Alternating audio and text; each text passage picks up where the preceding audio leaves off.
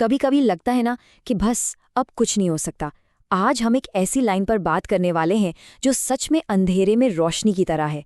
एक ऐसी लाइन जो सदियों से हिम्मत देती आ रही है। और ये कमाल के शब्द हैं हमारे राष्ट्रकवि मैथिली शरण गुप्त जी के। सोचिए, बस एक लाइन और उसमें कितनी गहरी बात छिपी है कि हालात चाहें जैसे भी हो, खुद पर से विश्वास नहीं खोना है।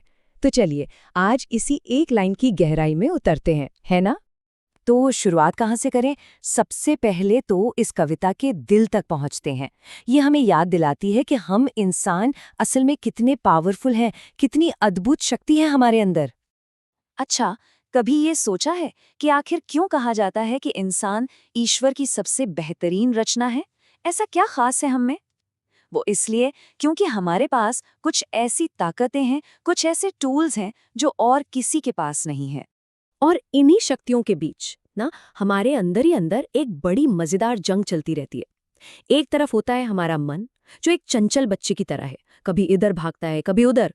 और दूसरी तरफ है हमारा विवेक, जो एक समझदार गाइड की तरह हमें सही राह दिखाता है। इसको ना ऐसे समझ सकते हैं, हमारा जो मन है वो एक भूल भुलैया जैसा है, हमें शक में डालता है, उलझा देता है।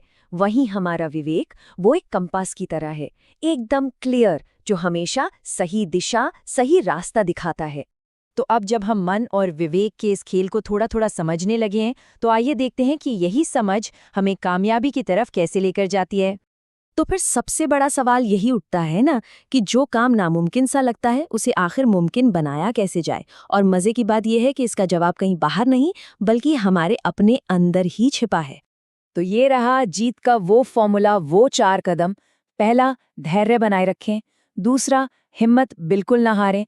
तीसरा, खुद पर और अपने काम पर विश्वास रखें। और चौथा, जो कि सबसे जरूरी है, लगातार कोशिश करते रहें, रुके नहीं। बस ये 4 कदम है और इनसे कोई भी मंजिल हासिल की जा सकती है। एक बात हमेशा याद रखनी चाहिए, दुनिया जीतने से भी पहले खुद को जीतना पड़ता है। जिसने अपने इस चंचल मन को साध लिया ना, कामयाबी तो सचमुच उसके कदम चूमती है। क्योंकि असली जंग बाहर की दुनिया से नहीं बल्कि हमारे अपने अंदर ही होती है। और अब बात करते हैं उस सबसे बड़ी, उस सबसे मजबूत ताकत की जो हर मुश्किल में, हर अंधेरे में एक उम्मीद की किरण बनकर साथ देती है। जी हाँ, मैं बात कर रही हूँ आशा की शक्ति की। तो इस पूरी बातचीत का सार क्या है? यही कि आशा या उम्मीद सिर्फ एक अच्छी फीलिंग नहीं है, ये एक हथियार है, एक ऐसी अजेय शक्ति जिसके सामने तो भाग्य को भी झुकना पड़ता है। जब तक हमारे अंदर उम्मीद जिंदा है तब तक हार हो ही नहीं सकती। तो हमेशा याद रखिए, न रहो, न निराश करो मन को।